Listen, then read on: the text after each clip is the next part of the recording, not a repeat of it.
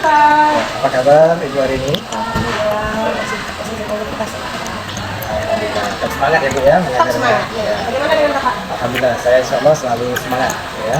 Nah, hari ini kita akan melaksanakan percakapan pra observasi. Ya. Jadi saya kesini menjumpai Ibu ya, untuk melakukan percakapan ini, di mana tujuannya adalah untuk mengetahui sekaligus mengevaluasi persiapan Ibu nanti untuk melaksanakan observasi. Sejauh mana yang telah Ibu persiapkan ya, dan nanti kita akan lihat, diskusikan sehingga persiapan yang akan ditampilkan ketika observasi nanti mampu menghadirkan pembelajaran yang terbaik bagi murid yang akan Ibu hadapi nanti ya. Jadi ada beberapa pertanyaan yang akan saya ajukan kepada Ibu. Yang pertama yaitu adalah mengenai tujuan pembelajaran. Apa tujuan pembelajaran yang akan Ibu angkat dalam pelaksanaan observasi nanti? Baik Pak, terima kasih atas kesempatan yang kami berikan. Kita melakukan wawancara ini, Bapak ini Bapak mempercayai saya untuk mengatasi ini. Nah, terkait dengan pertanyaan Bapak tadi mengenai tujuan pembelajaran, itu saya sendiri ada 3 poin. Poin yang pertama yaitu peserta didik diharapkan mampu mengaplikasikan fungsi sosial, generik struktur dan language yang ada pada teks tersebut tentunya. Lalu yang kedua, peserta didik mampu menelaah prinsip-prinsip dari penggunaan kata yang ada pada teks tersebut, contohnya non-modifiers, lalu professional clause dan finite and non-finite, itu seperti ya. Lalu yang ketiga, peserta didik diminta untuk mampu menuliskan atau membuat sebuah rangkuman teks, ya kan, teks tertulis yaitu tentang teks tersebut tadi, dengan memperhatikan pilihan kata yang sesuai dengan konteks penggunaannya, dilihat dari pemahaman siswa mengenai language element atau language teacher. Itu bisa Pak. Jadi Ibu sudah mempersiapkan 3 tujuan pembelajaran untuk Ibu terapkan ketika observasi nanti ya. Bagaimana dengan area pengembangan, hal-hal apa saja yang ingin Ibu perbaiki di sana? Untuk area pengembangan itu sendiri pada umumnya sama, mungkin tetap sama, itu mengenai pengetahuan dan keterampilan. Nah, jadi 2 area ini yang menjadi pusat perhatian saya untuk siswa. Bagaimana siswa itu yang pertama, siswa mampu menguraikan hasil pembelajaran atau telah yang dilakukan oleh siswa melalui materi deskriptif teks tadi, yang berkaitan dengan struktur teks, dengan struktur dan language itu untuk pengetahuannya. Sedangkan keterampilannya, saya mengharapkan atau kita mengharapkan siswa itu mampu merangkum penulisan kata ataupun kalimat yang ada pada teks tersebut. Jadi writing mereka lah kalau di dalam bahasa Inggrisnya. Lalu juga ada area pengembangannya yang akan dicapai dalam observasi kali ini berupa nanti pengetahuan dan keterampilan ya. Selanjutnya saya ingin mendengar Bu, rancangan pembelajaran yang Ibu terapkan di kelas nanti mengenai strategi, model ataupun metode yang Ibu gunakan. Baik ya Pak ya. Menurut saya, strategi yang bisa saya gunakan nantinya itu seperti pembelajaran berdiferensiasi. Dan di mana pembelajaran berdiferensiasi ini adalah berdasarkan kesiapan belajar siswa tersebut yang diintegritaskan dengan pembelajaran sosial dan emosional siswa. Kemudian, saya akan mengelompokkan siswa tersebut berdasarkan kemampuan mereka, keterampilannya, dan keaktifan siswanya. Dan lain sebagainya seperti model pembelajaran. Nah, model pembelajaran itu sendiri problem based learning, dan adapun metode yang akan saya gunakan tentunya diskusi kelompok. Baik, rancangan strategi pembelajaran berdiferensiasi itu sangat menarik sekali. Memang lagi trending dalam pembelajaran kurikulum kita merdeka sekarang ya Bu ya. Iya, benar sekali Pak. Dan juga Ibu sudah memiliki model pembelajaran problem based learning dan juga metode yang lebih pada diskusi kelompok ya. Nah, itu sedang dirancang. Bagaimana dengan media yang digunakan? Media, ada beberapa media. Seperti yang pertama, siswa itu saya akan kelompokkan mereka belajar langsung mengobservasi buku pembelajaran mereka cari pembelajaran materi kedua. Lalu yang kedua, saya akan minta siswa untuk menyiapkan media laptop Jadi saya bebaskan siswa untuk mencari sebanyak-banyaknya informasi melalui internet, video atau dan lain sebagainya. Lalu yang ketiga saya akan lakukan nanti melalui audio, nanti suara siswa lalu mendengarkan apa yang mereka dengar dan mereka rangkum kembali apa yang mereka dengarkan pada pelajaran. Jadi tiga diferensiasi itu yang menurut saya bisa saya gunakan. Baik, ya. Jadi Ibu sudah mempersiapkan semua rancangannya sampai ke medianya juga sudah terdiferensiasi. Sangat menarik sekali ini yang dinantikan. Kira-kira apa pelaksanaan observasi ini akan kita lakukan di kelas mana dan hari apa? Menurut saya sebaiknya kita laksanakan minggu depan ya. Tentunya di hari Rabu di kelas, kebetulan saya ada jadwal di kelas 12 MIPA 6. 12 MIPA 6, insyaallah siap. Jam keberapa itu kira-kira? Itu sekitar jam ke-5-6 kalau saya tidak salah, ya, ke-5 dan ke-6. Nah, insyaallah ada kegiatan yang terbaru tadi itu, saya nanti akan masuk ke dalam kelas ini untuk melakukan pengamatan dan observasi ya. Dan untuk selanjutnya kita akan mengadakan kegiatan pasca observasi bersama pengajar praktik. Setelah observasi nanti kita ada pasca observasi bersama pengajar praktiknya ya. Saya minta juga kesediaan Ibu nanti untuk sampai pada tahapan pasca observasi. Ya, jadi demikian kegiatan pra observasi kita ini. Kira-kira dari percakapan kita kali ini Ibu mendapatkan hal apa ini? Hal apa ya yang saya dapatkan? Baik, dari percakapan yang kita lakukan pada hari ini Pak, saya merasa saya bisa membuka wawasan saya ataupun pemikiran saya untuk membangun strategi pembelajaran yang dimana strategi ini kita buat keberpihakannya kepada siswa atau murid, ya kan? Dengan pembelajaran berdiferensiasi yang saya sebutkan tadi, lalu model pembelajaran yang PBL atau problem based learning menggunakan metode diskusi kelompok. Kalau begitu, demikian kegiatan kita dalam pra-observasi ini. Sampai jumpa pada waktu observasi yang telah ditentukan. Terima kasih atas waktu Ibu. Ya, saya izin untuk pamit dulu. Oke, Bapak. Terima kasih. Assalamualaikum. Waalaikumsalam. Assalamualaikum. Who is the chairman? Chairman. You. Okay. First class, please. Attention, attention.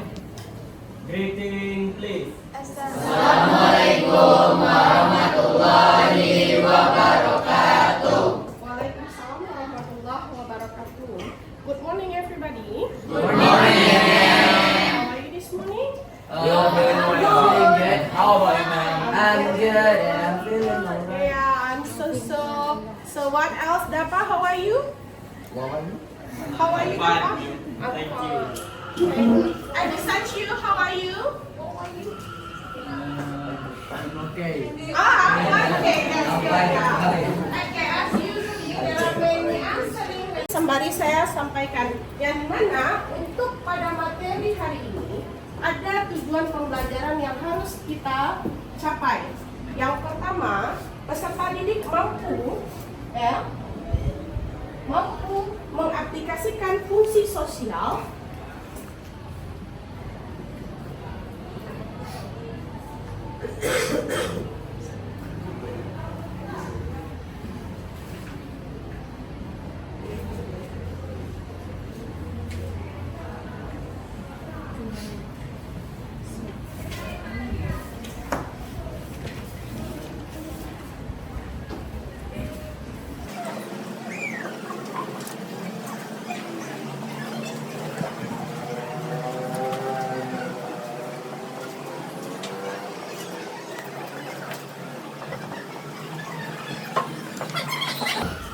Siswa diharapkan mampu mengaplikasikan fungsi sosial, generic structure, dan language features pada materi adjective clause atau relative pronoun dalam berbentuk teks deskriptif.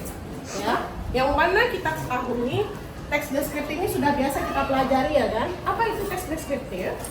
Teks yang seperti kejadian. Teks yang menceritakan suatu kejadian atau menjelaskan sebuah kejadian. Ya, secara otomatis deskriptif teks pelajari. Lalu kaitkan dengan penggunaan adjective clause dan relative pronoun-nya. Inilah poin utama yang pertama, ya, mengaplikasikannya. Lalu yang kedua, siswa mampu menganalisis, ya, sama terkait teks deskriptif yang ada penggunaan adjective clause dan relative pronoun-nya tadi. Lalu yang ketiga, intinya practically yang harus kalian capai baik itu secara lisan maupun tulisan mengenai teks deskriptif dalam penggunaan kalimat adjective clause dan relative pronoun. Nah, 3 poin inilah yang menjadi tujuan pembelajaran kita pada materi ini. Oke, baik, kita akan membuat model pembelajaran yang dimana saya akan membuat kelas-kelasnya. Ada kelas height, middle, and allow untuk kelompok dari pembelajaran hari ini. Dengan catatan, ada beberapa media yang akan saya gunakan, yaitu menggunakan laptop, lalu handphone, dan buku cetak. Jadi masing-masing media ini terbagi dari 2 kelompok. 2 kelompok yang menggunakan laptop, 2 kelompok yang menggunakan handphone, dan 2 kelompok yang menggunakan buku cetak. Oke? Sampai di sini paham? Amen. Saya bagi kelompok dulu ya. Amen. Untuk kelompok fight yang pertama, silakan berkumpul, satukan mejanya, 4 meja ini di sini ya. Oke. Itu ada Alfarizi, Razni, Farel, Mazaya, dan Aziza. Silakan langsung move. Aziza hari ini sakit, Mem. Sakit? Iya, Mem. Siapa gantikannya?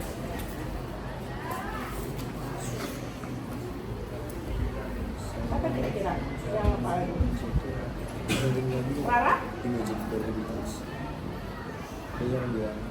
Rara, ya? Rara masuk ya? Silakan langsung pindah.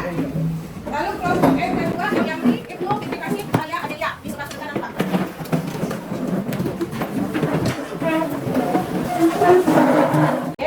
Yes, Mem. And welcome back to our class because on the previous meeting we don't have a class, isn't it? Yes. Yeah, I'm so sorry for that.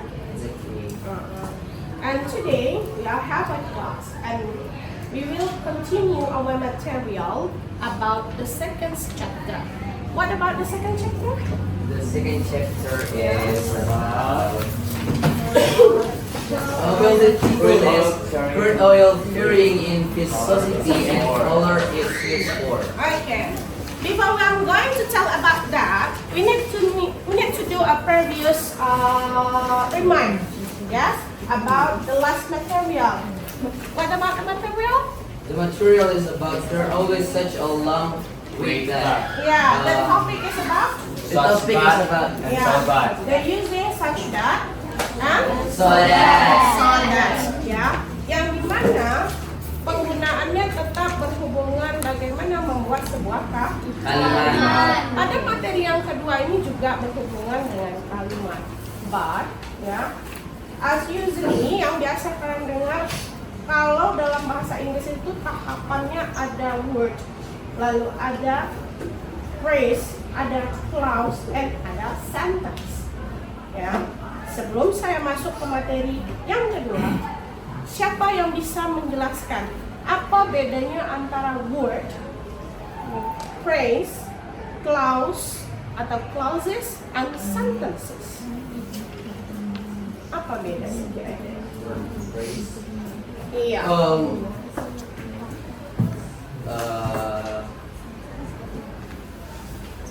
I'm not really know that much, but I know a big difference about word and phrase and sentence.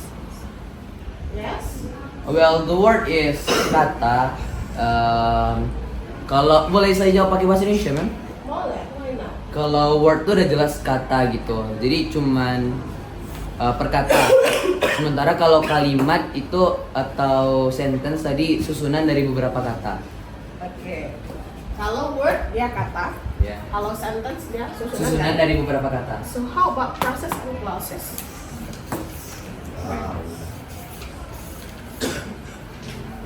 Dengan kata kunci ada subject, Yang dimana kalian pasti sudah tahu membuat sebuah kalimat harus ada subjek, ada predicate. Bukankah begitu? Yes, ma'am. Nah, saya kasih clue-nya, ada subjek, ada predicate. Apakah clauses and phrases ada subjek dan predicate? Ada. Nah, kita harus tahu itu. Dan ini yang dimana bentuk dari pembelajaran diferensiasi yang menyediakan 3 media pembelajaran, yaitu yang menggunakan buku cetak, menggunakan laptop, dan menggunakan handphone. Yang dimana materi yang akan kalian cari itu masih sama. Silahkan kalian lihat kata kunci dari materi kita pada hari ini di halaman 21 tadi, di keyword tadi. Atau kalian bisa mengikuti sesuai dengan tujuan dari pembelajaran kita pada hari ini. Ya, sampai di sini paham kira-kira? Silakan. Berapa lama waktu yang bisa saya berikan untuk kalian mencari informasi terkait dengan 1 jam? Oke. 25 menit cukup? Nanti ini kami presentasikan atau gimana? Nanti presentasi juga. Ya? Oke, bisa? Silakan. Konsentrasi. Tidak ada suara. Tidak ada suara. Oke? Ingat, sikat, sakit, sikut. Sakit. Kita mulai, kita sudah mulai. Ulangi. Konsentrasi. Jawabannya konsentrasi. Oke ya? Konsentrasi. Konsentrasi. Tolong, konsentrasi. Konsentrasi. Posisi siap. Siap. Oke?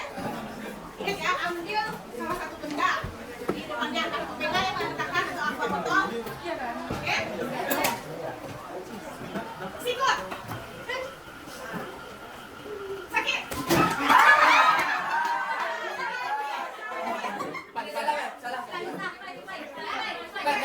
Berarti yang salah nanti dia yang akan menjelaskan materinya.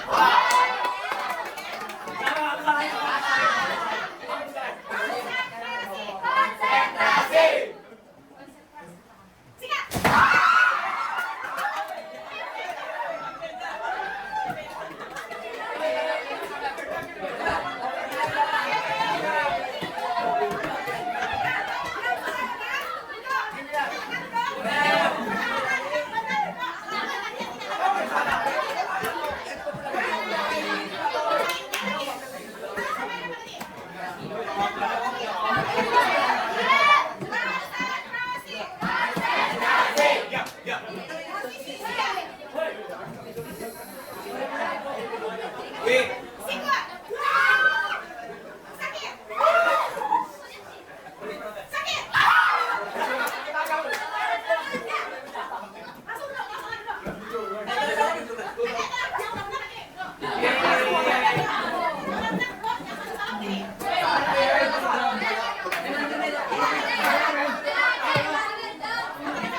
Assalamualaikum warahmatullahi wabarakatuh.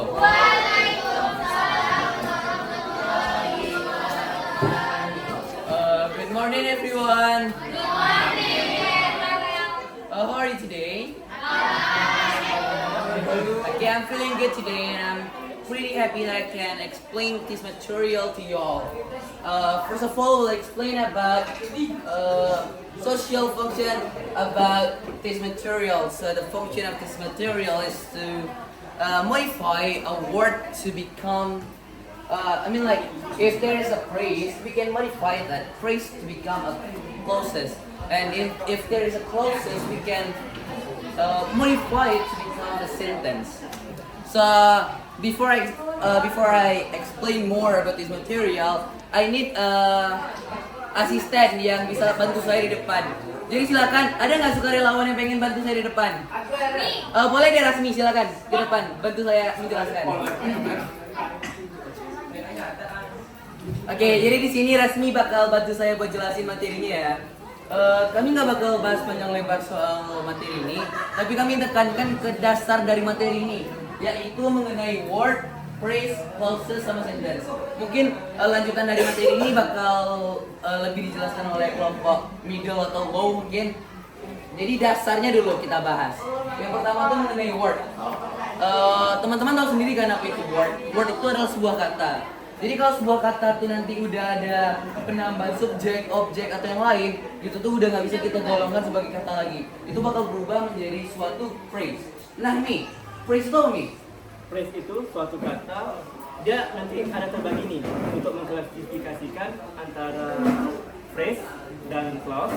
Itu kita harus memahami yang namanya dependent, kata dependent dan kata independent.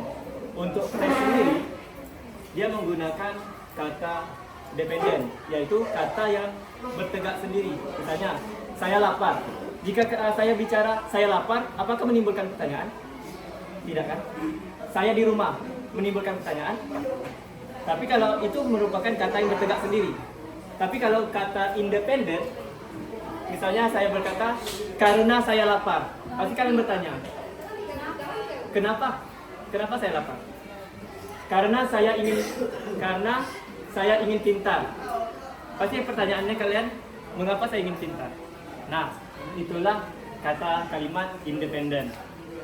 Jadi, untuk membentuk phrase, kita hanya memerlukan kata dependent, yaitu kata yang bertegak sendiri. Misalkan phrase itu, saya lapar, saya belajar, saya di rumah, dan sebagainya. Sedangkan untuk membentuk clause, kita harus memiliki yang namanya dependent dan independent. Misalkan, saya lapar karena saya belum makan. Itu baru membentuk kata clause.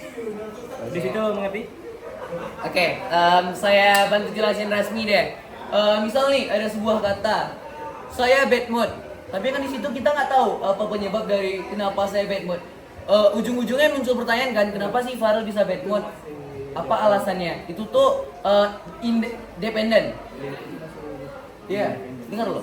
Itu tuh dependent. Itu tuh memunculkan sebuah pertanyaan untuk kita.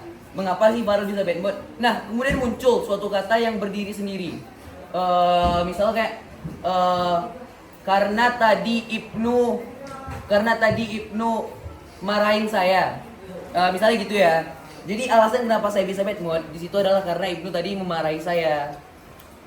Kalau masih kurang jelas, independen tuh kata yang sederhananya tidak memunculkan pertanyaan lagi gitu. Sementara kalau dependen itu tuh masih memunculkan suatu pertanyaan, mengapa hal itu bisa terjadi. Jadi maksudnya kami jelaskan itu, phrase itu hanya memerlukan dependen, kata yang bertegak sendiri, itu membentuk phrase. Sedangkan untuk membentuk clause, itu kita memerlukan kata yang dependen dan independen. Atau secara sederhana, dependen tuh memerlukan penjelasan mengapa itu bisa terjadi. Sedangkan independen itu tuh nggak perlu penjelasan lagi kenapa hal itu bisa terjadi. Soalnya kata itu sendiri udah menjelaskan hal tersebut. Contohnya kayak yang Rasmi bilang tadi, saya lapar. Itu tuh independen. Sorry. Misalnya kayak saya lapar. Itu tuh independen. Itu tuh nggak memerlukan pertanyaan lagi. Dia lapar, ya udah dia lapar. Terus kalau misal ada pertanyaan soal saya ingin makan mie ayam, itu kan masih menimbulkan pertanyaan, kenapa hari ini kamu ingin makan mie ayam? Jadi dependen tadi apa? Kata yang tidak memerlukan penjelasan. Oh, sorry. Dependen tadi apa? Kalimat. Kalimat atau kata? Kalimat.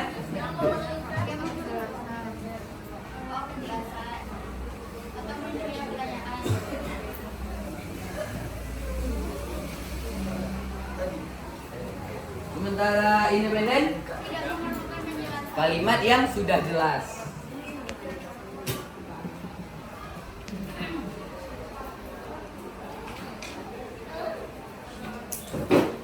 Nah, maka dari itu udah jelas ya di sini mengenai word itu sebuah kata tunggal mungkin, ya sebuah kata tunggal gitu.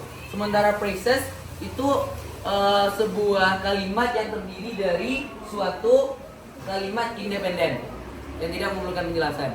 Clauses itu tuh suatu kalimat yang terdiri dari independen dan dependen. Sementara sentence itu tuh kalimat yang sudah rampung atau sudah lengkap. Jadi bedanya Dari contoh kalimat yang kamu buat, itu bisa kalimat nggak? Pesan kan? bisa. Ah, iya. first itu adalah kata atau frasa yang menjelaskan atau memberikan informasi lebih lanjut tentang sebuah kata benda seperti kata sifat atau frasa kata sifat.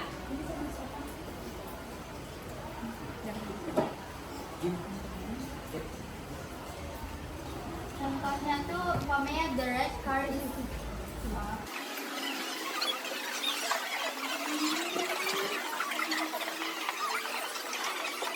ada contoh dari non-modifiers yaitu the red car is parked outside, yang berarti kata sifatnya tuh ada di red atau merah, memberikan informasi tentang warna car tersebut. Jadi karena penjelasan dari non-modifiers ini menjelaskan atau memberikan informasi, dia memberikan informasi bahwa mobil tersebut berwarna merah. Lebih detail. Ya, dia detail gitu. Dan yang kedua yaitu ada pun fungsi dari non-modifiers dibacakan oleh orang. Fungsinya yaitu memberikan detail atau informasi tambahan.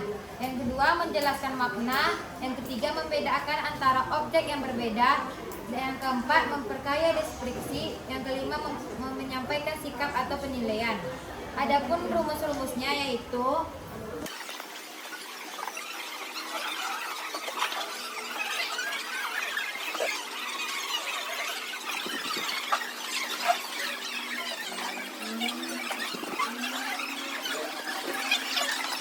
warna, deskriptifnya, beautiful, adjektifnya, dan colorful nounnya.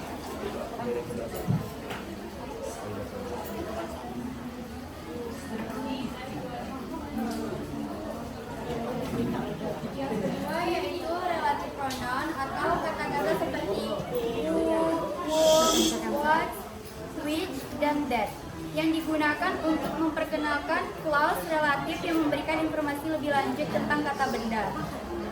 Jadi kata relative pronoun ini yaitu ada kata who atau siapa, whom siapa, yang whose yang punya, which yang, dan that itu. Berarti relative pronoun ini dia memiliki kata tanya. Kalau who itu digunakan untuk menggantikan orang atau subjek. Contoh.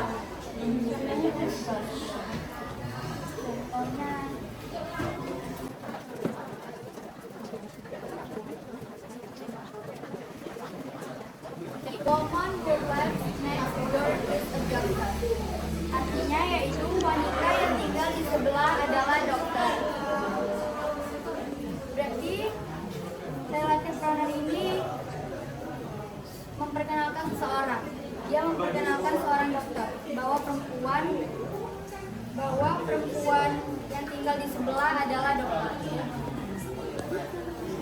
Itu mas kaidah pembahasannya.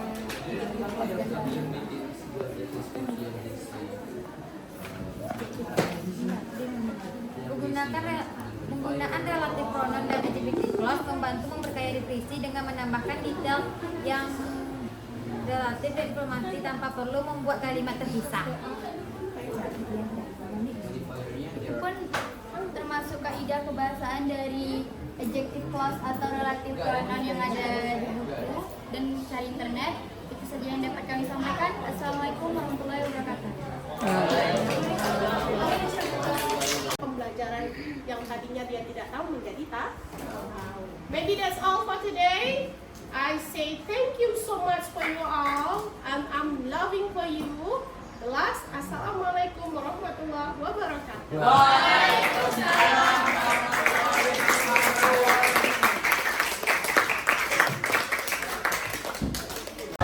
Assalamualaikum Mendeli. Waalaikumsalam. Ya Kak. Bagaimana kabarnya nih sore ini?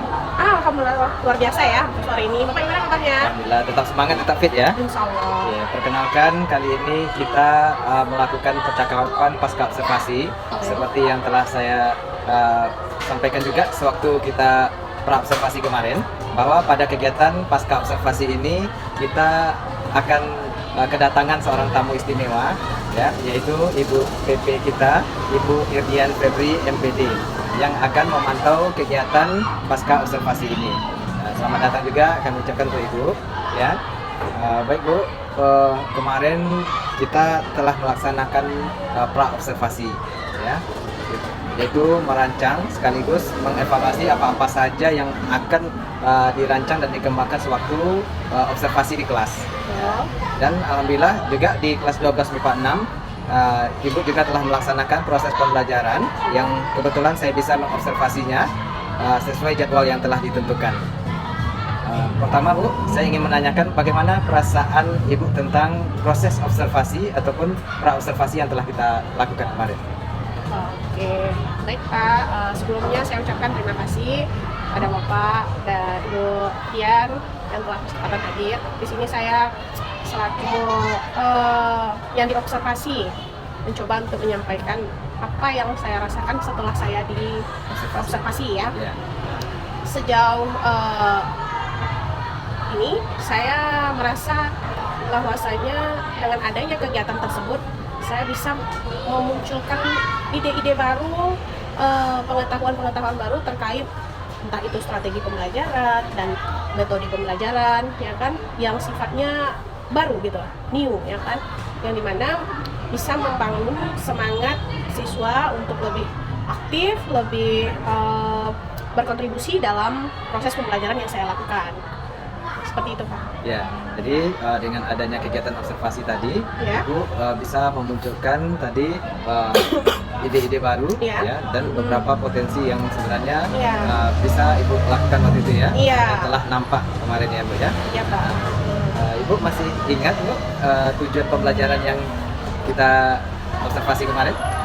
Masih? Ya. Itu dari tujuan pembelajaran ada 3. Yang pertama, di mana peserta didik diminta untuk mampu memahami yang disebut dengan fungsi sosial, prosedur fungsi sosial, lalu generic struktur dan language features yang ada pada teks deskriptif, namun mengikuti pola kalimat perubahan adjective clause atau yang disebut dengan relative clause. Nah, lalu yang kedua, siswa diminta untuk mampu menganalisa teks tersebut, bahwasanya mana yang disebut dengan adjective clause, mana yang disebut dengan relative pronoun itu tadi. Lalu yang ketiga, siswa diminta untuk mampu membuat sebuah kalimat ataupun paragraf dalam bentuk teks tersebut, yaitu teks deskriptif, namun mengkaitkan teks deskriptif dengan bentuk kalimat adjective clause tersebut.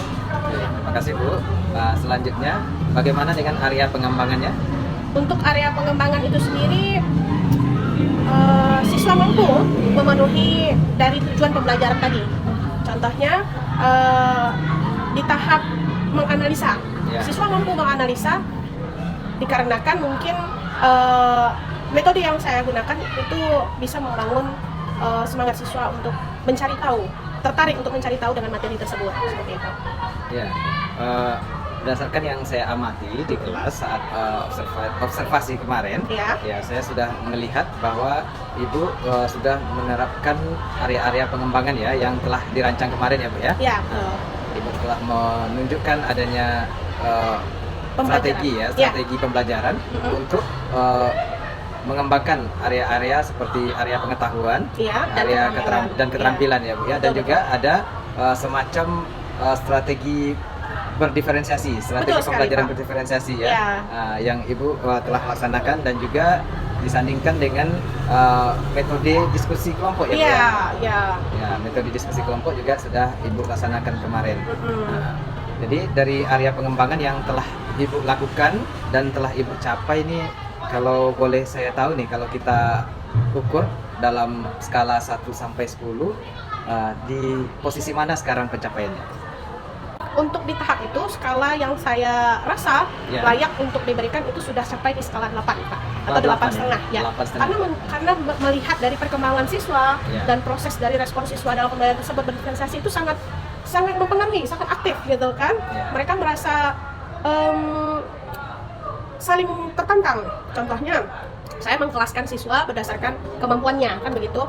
Ada yang kelas yang mungkin memang anaknya pintar-pintar, ada kelas yang mungkin anaknya yang cukup, dan ada kelas siswa yang kurang, kan begitu.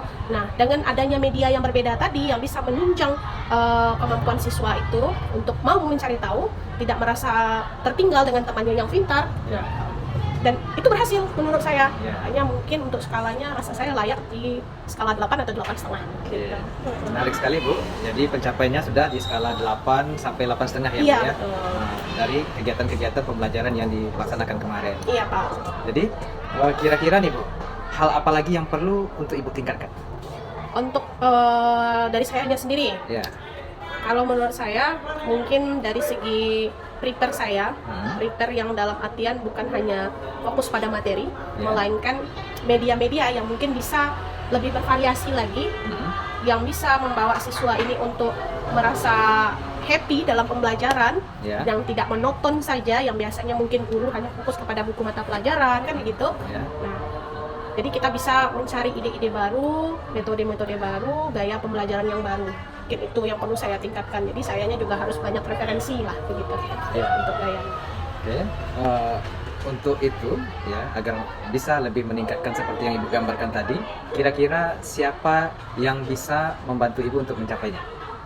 Tentu salah satunya rekan seprofesi, Ya. lalu senior yang sama seprofesi dengan kita, begitu juga mengikuti diklat-diklat ataupun seminar yang berbasis metode pembelajaran dan lain sebagainya, kan begitu Pak menurut saya.